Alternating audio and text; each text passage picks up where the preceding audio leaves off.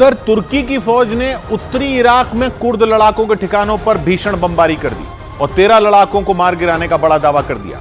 तुर्की के रक्षा मंत्रालय की तरफ से कुर्द लड़ाकों पर कहर ढाने का एक वीडियो भी जारी किया गया,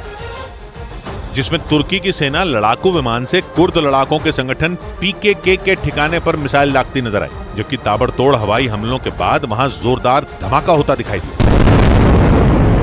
ऐसा लगा जैसे किसी बड़े इलाके को निशाना बनाया गया और वहां एयर स्ट्राइक के बाद तबाही मच गई,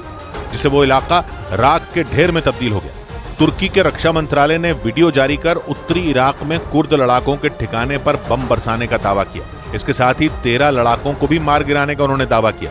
जिसे तुर्की ने दुनिया के सामने एक बड़ी कामयाबी के तौर पर पेश किया,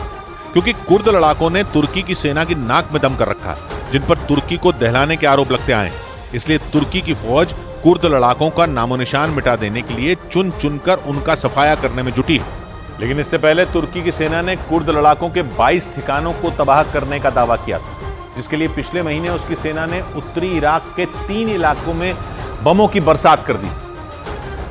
और भीषण हवाई हमलों में इराक दहल उठा,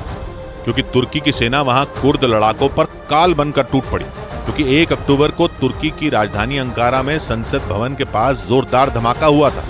जिसका बदला लेने के लिए तुर्की की सेना ने मोर्चा संभाला और इराक के 3 इलाकों में एयर स्ट्राइक कर दी। बताया गया कि अंकारा में हुए उस धमाके की जिम्मेदारी कुर्द लड़ाकों ने ही ली थी। इस ब्लास्ट में शामिल लड़ाके ने खुद को उड़ा लिया था,